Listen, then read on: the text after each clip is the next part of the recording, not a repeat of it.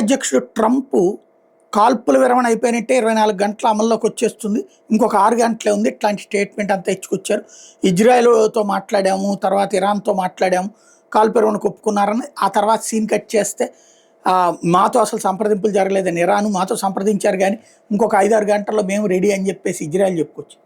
ఈలోపు యుద్ధం ఆపడం ఇరాన్కి ఇష్టం లేనట్టుగానే కనబడుతుంది. తాజాగా ఇరాన్ ఇజ్రాయెల్ మీద భారీ దాడులు చేసింది. దాదాపుగా 8 ప్రాంతాల మీద మిస్సైళ్లతో విరుచుకుపడింది. భారీ స్థాయిలో దాడులు చేసింది. బాలిస్టిక్ మిస్సైల్స్ని వాడింది. నిన్ననే ఇజ్రాయెల్ ఇరాన్ మీదన వాళ్ళకి సంబంధించినటువంటి సైనిక స్థావరాలు, వాళ్ళకి సంబంధించినటువంటి ఎయిర్ బేస్లు, వాళ్ళకి సంబంధించిన డిఫెన్స్ వ్యవస్థల్ని ధ్వంసం చేసింది.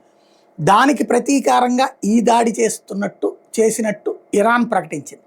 తద్వారా భారీ షాట్ ఎక్కడతో అంటే దెబ్బకి దెబ్బ తీసేసాం కాబట్టి ఇప్పుడు ట్రంప్ చెప్పినట్టు శాంతి అంటారా, లేకపోతే కనుక ఈ యుద్ధానికి సంబంధించినటువంటి కంటిన్యూటీ సాగుతుంది అని సంకేతం ఇచ్చిందా తెలియాల్సి ఉంది.